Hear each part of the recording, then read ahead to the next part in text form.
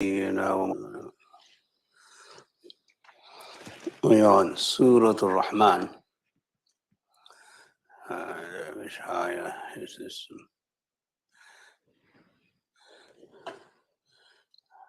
Ayah 62. Allah subhanahu wa ta'ala mentions one level of Jannah for those who fear standing in front of Allah on the Day of Judgment. So their fear will translate into tranquility, security, and everlasting well-being. That's one group. So they have a higher compartment or a higher class in Jannah, the first class. Allah mentions a few of those inamat, blessings. Allah subhanahu wa ta'ala, then what He does in Jannah is that He represents, articulates His honor and His love for those people by enumerating all the gifts that He has now prepared for them. So that's one. So since there is a difference in the behavior and actions of human beings, that not all actions of believers are the same, Allah subhanahu wa ta'ala mentions a slightly lower class of the people of Jannah. So if you get into Jannah by any which way, you're good. Doesn't matter whether it's a lower class or higher class. There's no such thing as being deprived in Jannah. You'll be very happy, very satisfied. Inshallah. But there's another group here. وَمِن دُونِهِمَا جَنَّتَانِ. And besides these two gardens that are for those in the higher grade, there are two more gardens. Allah subhanahu wa ta'ala, as I mentioned, does things in pairs. وَمِن كُلِّ شَيْءٍ خَلَقْنَا زَوْجَيْنِ.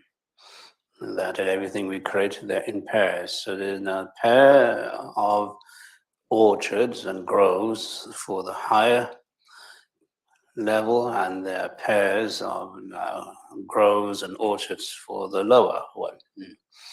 So it's less, they're lesser. That's just to encourage people to be in the higher class. When you're traveling and you have now, mashallah, points, you want to upgrade to the higher class. You don't want to stay in the economy.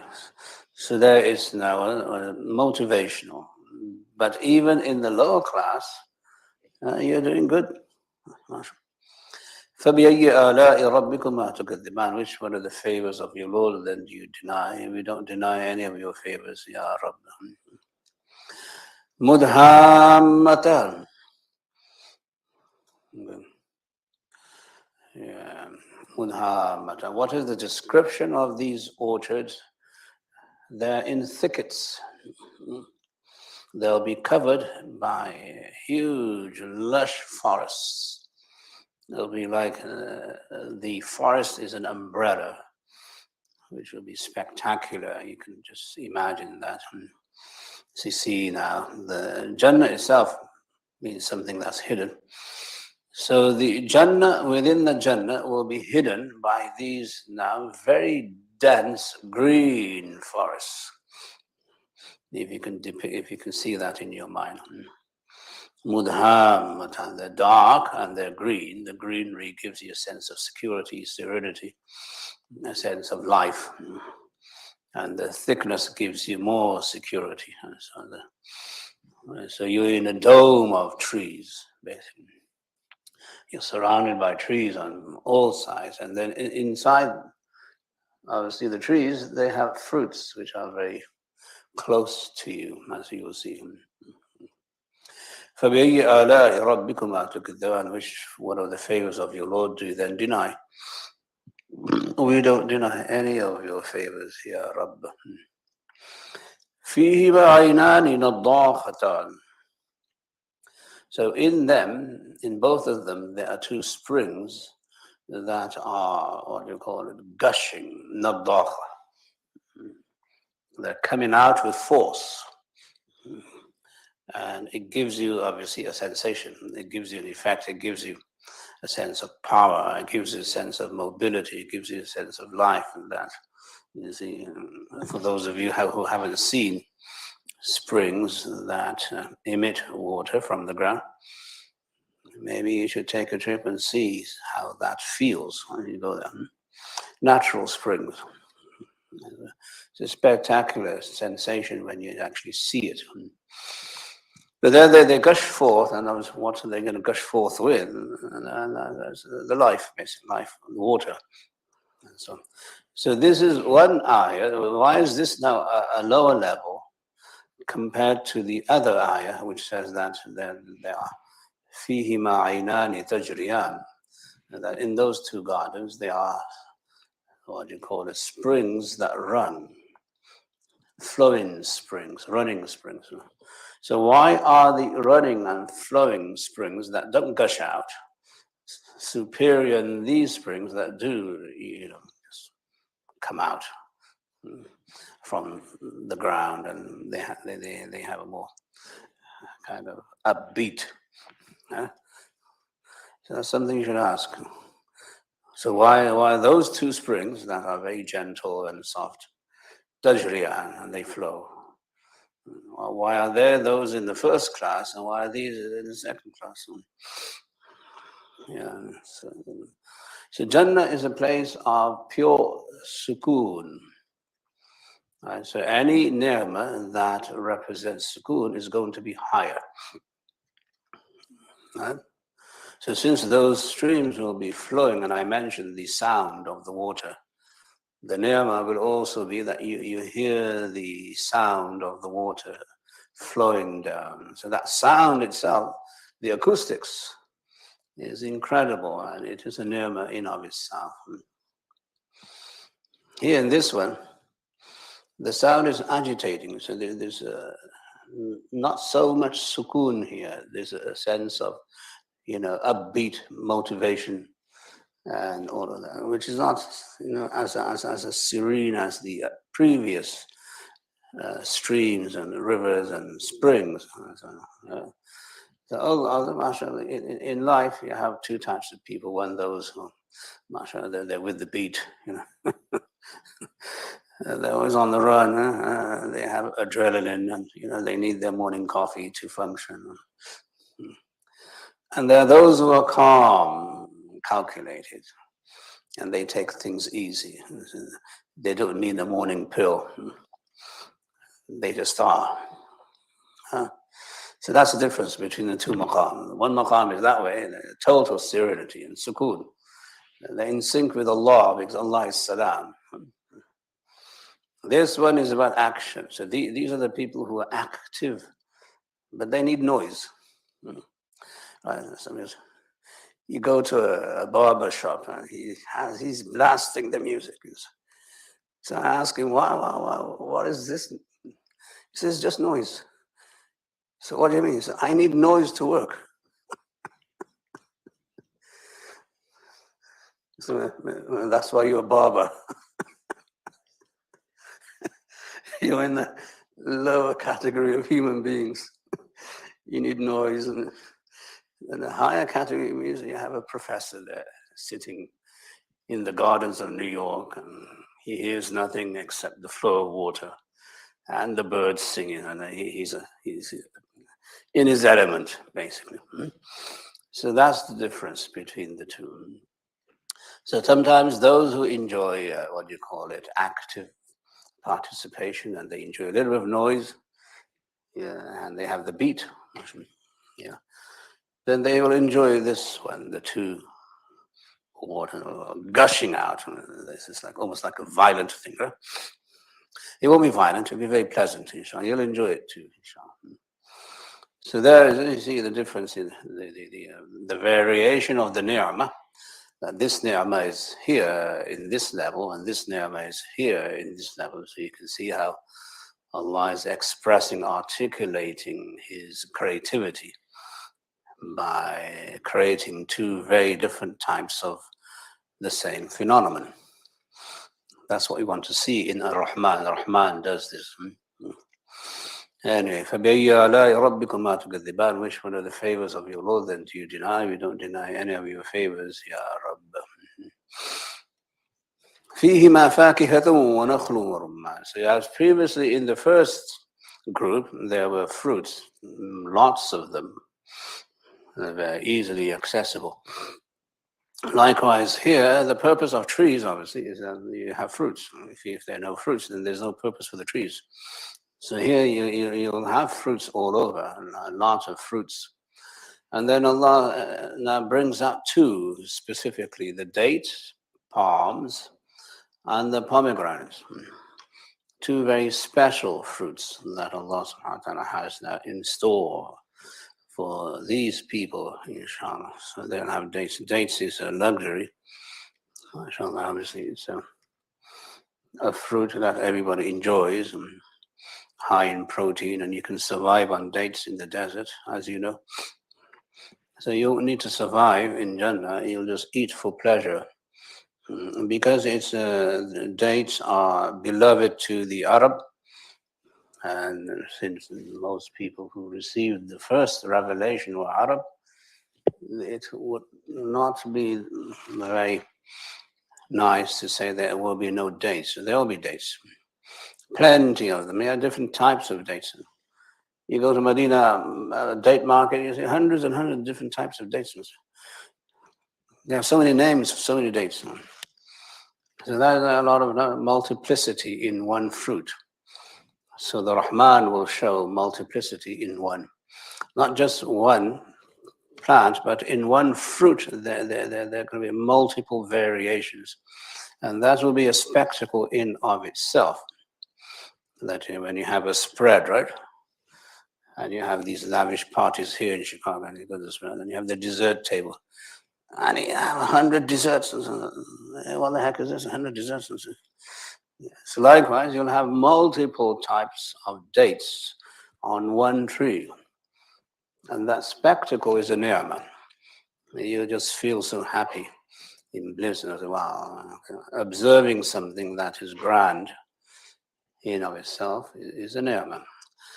Rumman is a very strange fruit that you're eating the seeds. Types of there are fruits in Jannah that Adam alayhi salam came down with. The one type was where you eat the skin and not the seed, or you eat the outer and not the inner. Berries, for instance, and the fig. The fig you eat the outer and the seed with it. And there are fruits that you dispense of the outer and you eat the fruit inside, like a banana. And so on. There are other types of fruits there where you have to open up the shell and then eat the fruit. So here you have to open up the shell, which is usually quite soft, and you eat the fruit inside. So there are variations of different types of fruits that Allah creates just so that you can witness His creativity. More than the fruit itself, or the taste of the fruit, or the nourishment, nutrition in the fruit, you have to appreciate Allah's presentation. How does Allah present food to you? So if you have a rotten, ugly apple, you going to eat that? I don't think so. So you have a beautiful red apple, exciting, delicious, and then you'll eat it. So the presentation of the Rahman is part of His creativity. How does Allah present the ni'mah to you? So when you obviously give a gift to somebody, you don't want to wrap it up in old newspaper and then give it to your friend. Here's your gift. What is this? This is a gift. But the newspaper wrapping, what am I going to do? Who cares about the wrapping? Go for the gift. He said, that's not how you do it. That's not presentation.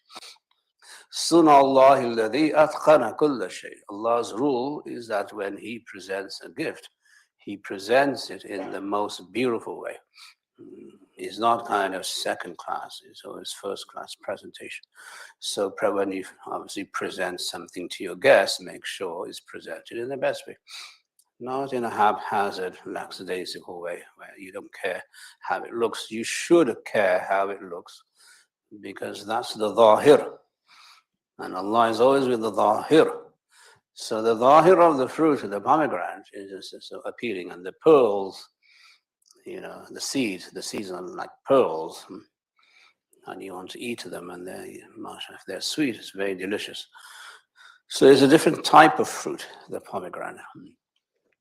Is it included in the classification of fruits? That's a discussion. Abu Hanifa says no, the rumman is not from the same classification of fawakih, because Allah separates them here in this ayah. So he used it to justify a fiqhi position, that fiqh can be extracted from Jannah. Not just ahkam of dunya, ahkam of the akhirah. If somebody takes an oath, I will never eat fruit again, and then goes and eats a pomegranate, then he will not be breaking his oath, according to Abu Hanifa. Because Allah separated the fruit from the pomegranate. Right? Now, what kind of mind do you have that you're seeing this? Meaning that Jannah is available in the dunya in terms of fiqh. So he's brought the description of the fruit in Jannah to the level of fiqh, which is super genius. Yeah, that's his fiqh, mashallah. Anyway, so this is فَبَيِّ آلَاءِ رَبِّكُمَا تُكَذِّبَانِ, which one of the favors of your Lord do you then deny? We don't deny any of your favors, Ya Rabb. فِيهِنَّ خَيْرَاتٌ حِسَانٌ. That when you are in Jannah and you're living in a very lavish palace, you have trees and gardens and water all around you, but then you need company. You can't be alone in Jannah. Jannah is not made for lonely people. Jannah, you'll always be with people. It's a community, it's a society where you have to be with somebody. You can't be holier than thou, because then you won't be in Jannah. You can be isolated, but you have to be isolated in the fire.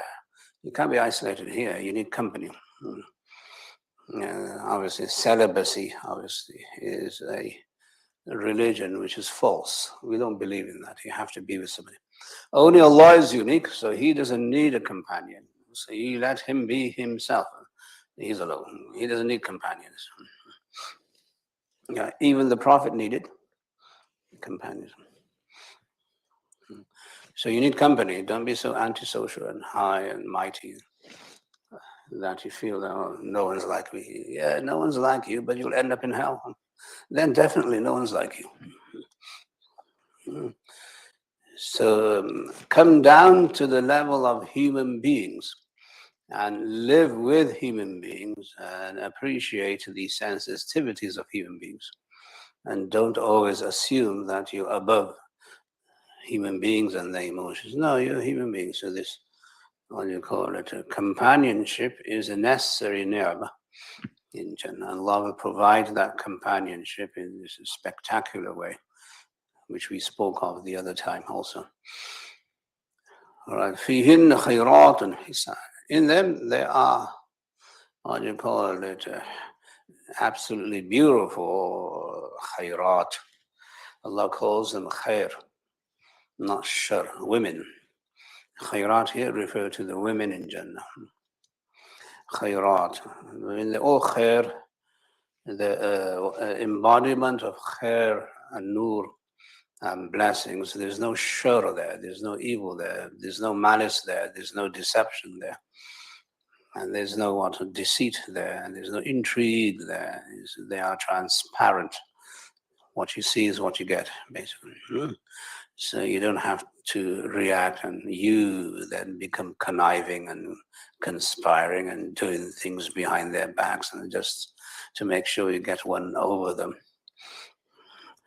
You don't need to do that with the women in Jannah, they're pure. They are a result of your good deeds. The more good deeds you have, the better looking your hur will be, inshallah. Anyway, that's the way it is. But the what do you call it? Character is impeccable. So what do you want in a woman? Impeccable character. Not just beauty. You want to make sure she's loyal, she's faithful, she now serves you. So this will be the description of the, obviously, for those, mashallah, poor, hopeless romantics in the world. They have this to look forward to. There's hope for you in Jannah. So take it easy. Don't become desperate and commit sin. It's okay. It's on the other side of the other world of your life. Not too far away. Hisan, spectacular in beauty. Hisan means spectacular in beauty. They will be unbelievable in how Allah creates them. So Allah creates. Allah's creation, obviously, is magnificent in everything He creates. But the most magnificent creation is the creation of the human being himself. لَقَدْ خَلَقْنَا الْإِنسَانَ فِي أَحْسَنِ تَقْوِيمٍ. And then creating a mate, a partner for this spectacular human being is a piece of art. Right? Yeah. So this one goes with this. This one matches this one.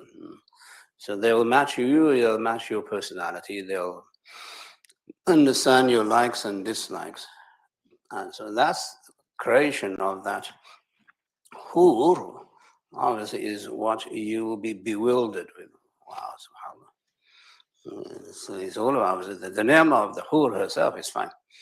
But the fact that you'll see Allah's creation in action is a higher level of ni'mah, higher level of appreciation, for which there is no, honestly, substitute.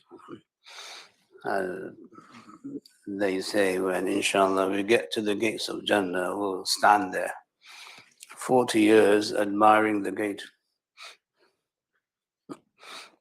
admiring the creativity of Allah, the detail, the minute detail of Allah. I mean, you feel that. For those of you who go to masajid in the world and you see a spectacular masjid, you stand there and you admire them for about 5-10 minutes, let it sink in. Right? So that the beauty of the gates of Jannah won't sink in for 40 years. You'll just be mesmerized, man. So you can imagine when you look at a hur in Jannah, you'll freeze, basically. You won't know what's happening to you. It won't be that you're rushed, impatient, kind of cowboy. Yeah, let me get this with both hands.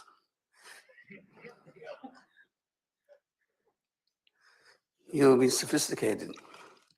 You'll stand there and you'll admire the beauty first, so that you take in Allah's creativity. That's the Rahman there for you. Allah subhanahu wa ta'ala's rahmah. Allah give us all these in'amat, inshallah. So the Hisan, spectacular in beauty. فَبِأَيِّ آلَاءِ رَبِّكُمَا تُكَذِّبَانِ. Which one of the favors of your Lord then do you deny? Yeah. Women, when they hear these ayat of hur being gorgeous and beautiful, they might be thinking, oh, this is kind of Jannah is very sexist too. So the Prophet ﷺ consoled them. He said, no, it's not like that. So there will be a bazaar of faces in Jannah. So you and your husband will visit the bazaar, and there will be multiple faces in Jannah. That you go now face shopping. You and your wife will go face shopping, and your wife will then choose the face she likes. Yeah, just in case, equal opportunity Jannah. It's not one-sided. So they can also, mashallah, take solace in the Prophet ﷺ's words, inshallah. لَمْ يَطْمِثْهُنَّ إِنسٌ قَبْلَهُمْ وَلَا جَانٌّ. that no ins nor before them no any jinn before have deflowered them. So they'll be pure, they'll be virgins, which is a huge ni'mah. Meaning they'll only taste you and they'll recognize you. And the baby now smells the mother, and the baby is always going to be attached to the mother because of that smell. Now he's attached to the mother, even though he doesn't know. As soon as the mother comes in the room, the baby knows. So likewise, as soon as you come into the tent, they will know it's you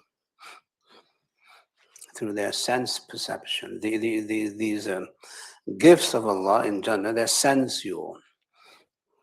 They're not metaphorical. They're not metaphysical. They're sensual. They're physical. So the five senses are, mashallah, taken care of in Jannah. The sense of smell, or the great perfume that there is. The sense of touch, the sensation in everything that you touch in Jannah. Even the skin of the fruit, there'll be sensation. And sensation in how you live and how you sleep, as you'll see in the next ayah.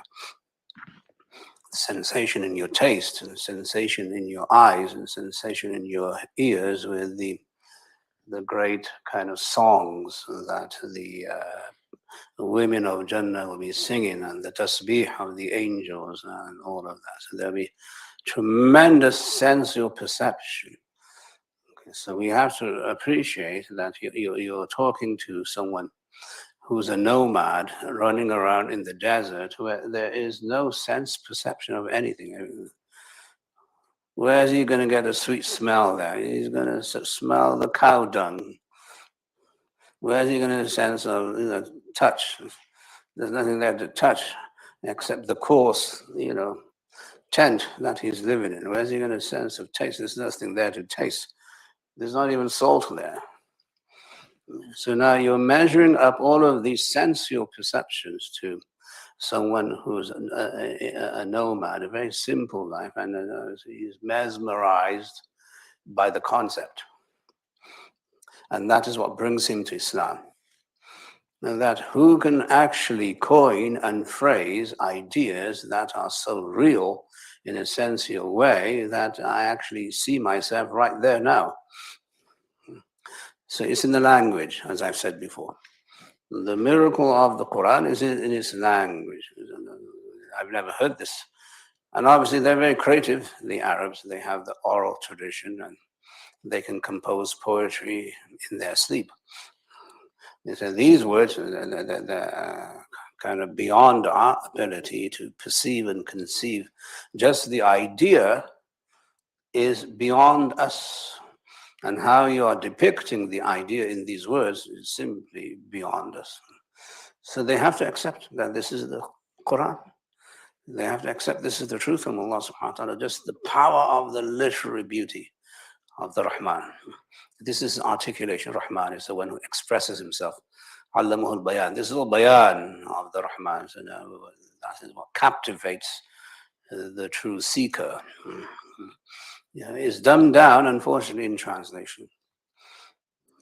You can appreciate, if you know a little bit of Arabic, you can appreciate it, inshallah. Anyway, so this is how all the five senses will be heightened and serviced by Allah. So that's why we maintain our five senses. Our five senses is what will allow us to enjoy Jannah. So don't knock the five senses. Take care of them. Yeah.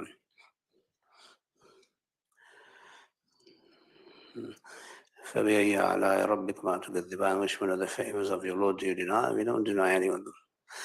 مُتَّكِئِينَ عَلَى رَفْرَفٍ خُضْرٍ وَعَبْقَرِيٍّ حِسَانٍ. This statement is a statement of, what do you call it, attitude. What will be the demeanor and the body language of people who live in Jannah? Have you ever seen people who go into first class? You see their body language, and if they're going into the lounges, you see their body language. They have a bit of swagger. Holy Allah, yeah. Don't care about you. I live in luxury, so you're second class, I'm first class. And then there's a swagger there that's generated by the class. And you feel entitled. Yeah, that everybody else in the world has to serve you because you're entitled. That entitlement is based off superiority complexes. More apparent in third world countries than maybe here. Not so much here. Nobody could care less about you. If you go to third world countries, the disparity is so obvious. That if you're a well-to-do person and if you're a higher upper class person, then you won't even walk the same streets as the other people. You'll never shop where they shop. You'll speak the way they speak. You won't eat what they eat. You're at a kind of different level. Obviously, it's vanity and pride and falsehood. But here in Jannah, you have to appreciate the body language of those who live in Jannah. The body language will be one of swagger. Alhamdulillah. Allah has allowed us to be here, and He's allowed them over there, them people in Jahannam over there. Then the people in Jahannam will see the people of Jannah as added punishment. So there'll be, what do you call it, a broadcast between the two. And they will have dialogues too between each other. Yes, you have to understand that the backdrop to this ayah is not a reclining couch. This is about the attitude. It's about the body language. It's about making a statement. مُتَّكِئِينَ عَلَى رَفْرَفٍ خُضْرٍ وَعَبْقَرِيٍّ حِسَانٍ. That they will be reclining, leaning against very stupendous cushions, rough, green, meaning the green will be so beautiful to look at, and the greenery, along with the greenery of the trees, you have greenery in the furniture where there's kind of designed to perfection, color coding, matching colors, everything. So they'll be just beautiful to look at, and they'll be very soft so that they will not hurt you and they won't harm you. They'll just relax you. So more relaxation in your posture. So the posture of the people of Jannah will be one of now supreme ni'mah. Abqariyin hisan. This is a very intriguing word, abqariyin. Very ingenious construction. And obviously it's from Allah, so it's a miracle. Abqariyin. Abqari gives you a sense of genius. In the word itself, in the Arabic language, there was abqari. Somebody who's abqari is someone who's a genius. Aisha is abqariya, the genius in knowledge. So abqari, that is that it will be woven with such precision and beauty that it will simply be ingenious the way it is woven. The cushion. When you see a beautiful carpet and you see how it's woven, that's if you look at it. Most guys don't look at that. The women look at it and say, oh, look, this is woven. Precise. And so there you will notice how ingeniously the cushions are woven with strands of silk and satin and so on. Hisan, again, the word comes extremely beautiful. Meaning the way Allah subhanahu wa ta'ala will present to you the cushions of Jannah, it will be flawless. That you won't see any deficiency in Allah's presenting the cushion. I mean, it has to look nice. And then it has to feel nice. And it has to be nice so that you're nice. It's a total perfection. Yeah. And that's the amazing thing about the Rahman, Sūrah al-Raḥmān. It's about the super ingenious depiction articulation of Allah's inamat through His creation and then through His articulation in words. If you read Sūrah al-Raḥmān, you will know this is from Allah. You'd have to be a very dumb person not to see that. Now, this cannot be conceived by any human being. It's not possible. These words, and so there you have to enjoy, I think, a little bit of what you call it, arts. One is you enjoy concepts, which we all do. You go to school and you learn concepts and ideas and rules and God knows what, scientific facts.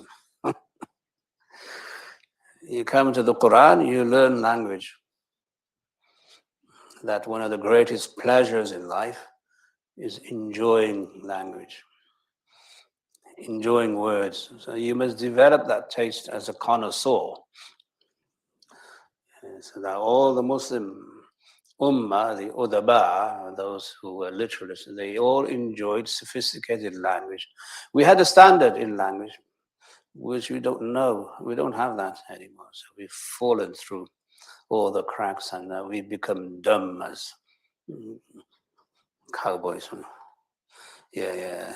You are, what's going on here? You all, doesn't even sound pretty. Have a refined taste in your language. Use the words. The Arabic language offers this refinedness. Tafaddal. Simple word. Tafaddal. See how refined and beautiful it is. Tafaddal. Offer your fadila here. Tasharraf. Offer your sharafa here. Not the hey, have a seat. There's a difference. But until the Muslim refines his language, until the Muslim develops a sweetness in appreciating a higher level of communication, they will never understand the Quran. It is not possible. Because this is what it is. It's all the language. Yeah. So the Prophet ﷺ used spectacular language, very refined and very cultured, the same with the Sahaba. And so when you read the books of Hadith, it's so refined and cultured that you don't get any slang in there. You might get a few proverbs in there, some idioms, but you don't get any slang in there. It's not casual language. It's very refined and very proper, sophisticated, articulate. And so that's how we used to be with the Ottomans and with the Mughals. And with the Mughals, they had a class of people that they called the Mirza. The Mirza was a class where people spoke in a very refined way. You could not enter the Mirza club until you knew how to speak sophisticatedly. Your language, how you articulate it. What do you see? Where do you see the beauty in human beings? The beauty in human beings, obviously, the human beings' beauty is in the dress, is in what you call it, the behavior, akhlaq. But more than that, it's in the language. And that is the meaning of the word Arab. Well, Arab means someone who knows how to articulate and speak, because they always use refined language. All of them. And the Ajam was someone who didn't know how to speak, meaning the non-Arab. Which is probably true. Yeah. But we developed that as a civilization until we reached the heights of sophistication and articulation, which is super. Even when we took on the Farsi language, we developed it to a height where it's super sophisticated. When we coined the Urdu language, we developed the Urdu language with such precision, articulation, and beauty that it's just super sweet. If you went to Lucknow or Deoband and you heard the Urdu there, it is mesmerizing. That's the sweetness in the language. Yeah. The refinement and the knowledge that goes into each construction, into each world, shows that you are a civilization that appreciates beauty, that appreciates ihsan, not something, as I said, that you just run-of-the-mill trash from South Chicago languages. It's not even funny. Muslims must develop an appreciation for speaking properly. Until they speak properly, they won't understand the Quran. It's not possible. Understanding the language of the Quran means you already have a taste for the sweetness of the language. And when you have this, and then on top of that, you read the Quran, then you'll see the sweetness of the Quran in every word, every letter, every syllable. This is beyond human perception. And then you'll never waver about whether the Quran is the truth. The Quran is the truth because you can't replicate any word of the Quran. It's not possible for you. You're a human being. So Allah subhanahu wa ta'ala, again, through His fadl and His grace, reveals this Sūrah al-Raḥmān to enhance and to promote the development of language, bayan. And Muslims must take a message from this surah. Not just the sensual pleasures that Allah is now describing. Those are one side. Forget those. Just do this. You'll be in Jannah in the dunya. Alhamdulillah, mashallah, when we're in the company of ulama who can speak, we're very happy. The language is so simple. Unfortunately, when you're in the company of those who can't speak, you're kind of disturbed and always angry and frustrated. We're definitely not in Jannah. Yeah. So that's it's not about being snobbish. It's about being someone who appreciates the ihsan and beauty in what Allah has created. And it's very ingenious. It's kind of the idea that a community could create a language called Urdu, and it became so good that within 100 years it became such a sophisticated language that everybody talks in that language. It's a miracle of the Muslim Ummah. No other Ummah could have done this, to create a language out of nothing. Right? It's a new language, very, relatively very new language, but see how it's done. People look down upon Urdu now because you don't know. You can't give diamonds to a kid who's looking for, candy in the streets. The diamond can only be recognized by the diamantier and the person who knows jewels and so on. So that's how it is now. So you mustn't look down upon Urdu. It's not even that it's culture or whatever. It's about scholarship and appreciating academics and appreciating Allah's fadl with this ummah, that it gave this ummah the creativity that led to the creation of a new language, which is mind-boggling. You won't find that in human civilization. Appreciate the genius of the Mughal. Appreciate the artistic value of the Mughal. Appreciate the ihsan of the Mughal. Sometimes we're hoping to have an Urdu class here. You guys can join that class. Along with Arabic, there's no substitute to Arabic. There's no comparison with Arabic. Obviously, Arabic is a revealed language. There's no doubt. And there's probably no comparison to the Farsi. The Farsi is just an exquisite language. It's just so beautiful. But we took it and we used it and we excelled in it and we took it to its perfection. That's what I'm asking you to think about. That Muslims were not docile. They weren't passive. When they saw something good, they took that to its perfection. They didn't keep it there. They weren't stagnant. Look at food. Muslims looked at food. This one, Babur, came to India and he just scoffed and scorned at the Hindu. These people have no culture. They don't know what food is. They don't know what ice is. They have no mannerisms. They have no architecture. They have no cuisine. They're just a deprived nation. Allah's lana is upon them because they're deprived. It's about the Hindus. He wrote this in his Baburnama. The Muslims came and they gave them culture. They gave them cuisine. They gave them clothing. They gave them architecture. They gave them sophistication. This is what Muslims do. We add value to all civilizations. Say, well, okay, You think this biryani came about in a vacuum? Oh, somebody just made up the idea of a biryani. No, it was created. It was on purpose. It was calculated that we need to refine this food so that we can enjoy it. Right? Then you look at the history of the kebab and you look at the history of Muslim cuisine. It's exquisite to the limits. This is what we offer to the world because we are creative. We read Sūrah al-Raḥmān and we see the creativity of the Rahman. And we take that creativity and put it into society. We put it into work. So collectively, we are guided by the Quran in our civilization, in our civilizational values. We don't stay there and remain stagnant. So likewise, Muslims in this country, instead of marveling about what the West has to offer, so I don't know why the heck he would do that. I don't see anything there. You guys might see something. I don't. But to take that and then move it up a notch, enhance it, beautify it, refine it, make it better, add value to it, instead of acquiescing to the status quo. Oh, this is great.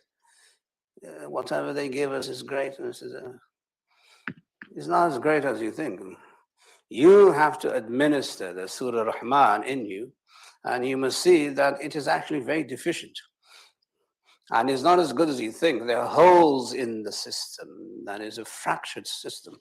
It's a broken system. You have to come to the rescue of human beings and humanity and say, no. You talk about dress and dress code. And so the idea of dressing or not dressing, obviously, where you have sophistication in the design of your, what do you call it, swimsuits. Who wants sophistication in swimsuits? It's nudity, basically. But you can buy a swimsuit for $10,000. People are vain about it. That's pathetic. There's no civilizational value. The value there is nudity. And how you're kind of expressing your gratitude to people who have no manners, no ethics, no values. And so do something that brings value to everything you touch, everything you see, everything you hear, everything you perceive, everything you conceive. Be that Rahman. Bring in the sifa of the Rahman, of Sūrah al-Raḥmān, and you'll see the world is actually very, very bland. The world is very boring. The world is very monotonous. The world is kind of hopeless until you plug in Islam. Islam has a value of creativity. Not just Islam, Salat, those are different issues. They have their values and they're revolutionary. Just the mindset of the Muslim that I want to be sophisticated in what I do. I want to take pride in everything I do. So when I sit down and I want to make dhikr, I want to take pride in my dhikr, subhanallah. I want to enjoy the flow of the word. I want to enjoy the sound of the word. I want to see the effect of the word on my mind, on my heart, and subhanallah. That's called awareness. That's called dhikr. That's called sophistication. That's called being a Muslim. Yeah, that's how you do. But anyway, the message in Sūrah al-Raḥmān is one of creativity. That Muslims must find creativity when they read Sūrah al-Raḥmān. If you don't find creativity after Sūrah al-Raḥmān, you're not worthy of anything. So it's a mindset. Change your intellectual standards and change your whole persona and say, okay, no. See how Allah presents all of these gifts and bounties, and not just the form, but also the content.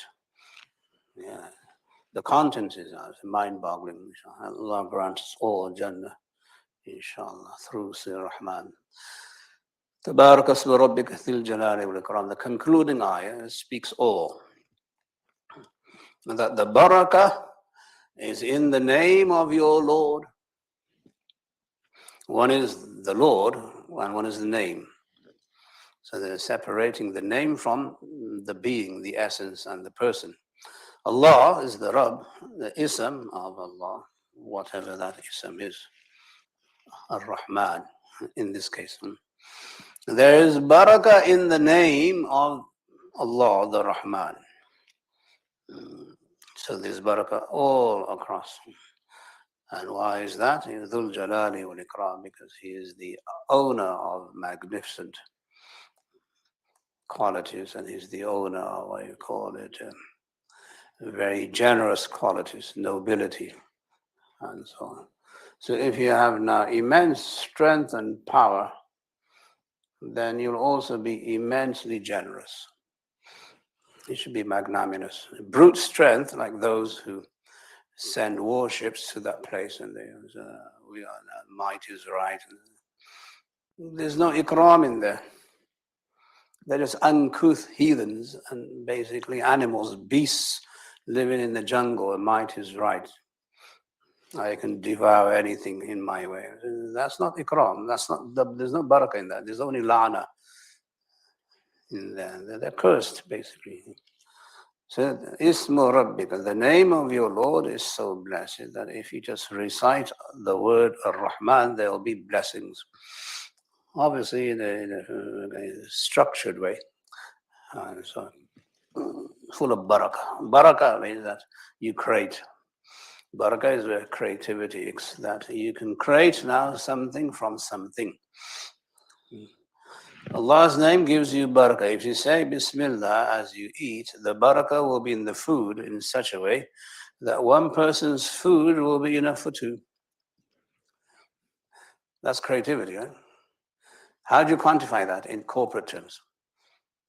If I have a party, mashallah, and I've ordered now food for 10 people, and then 20 people come, everybody freaks out. It happens in the house too. No, you say no, say Bismillah, there'll be barakah. It'll be more than enough for 20 people. That's the Muslim way. So the Muslims employ the barakah formula everywhere they go, alhamdulillah.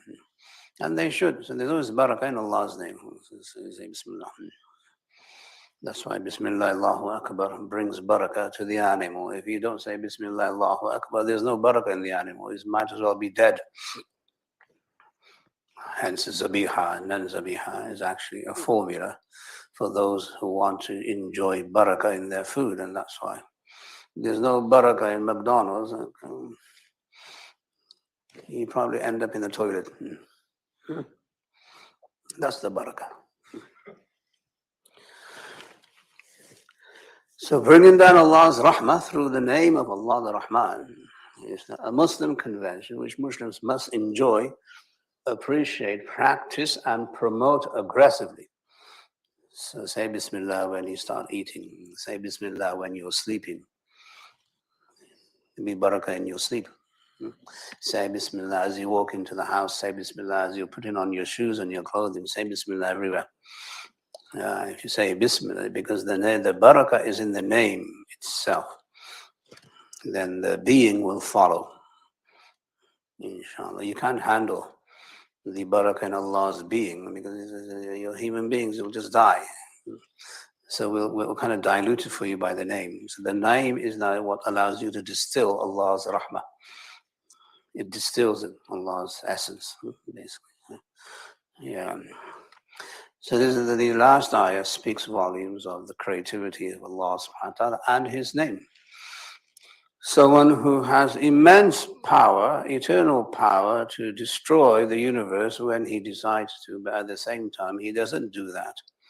He honors His creation and He keeps His creation alive. Al-Ikram, He honors. He is noble, He is generous, so you must seek now pleasure in this also. And there's a certain pleasure in knowing who Allah is. And you must enjoy Allah, His essence, His beauty, His name, His presence, and so on.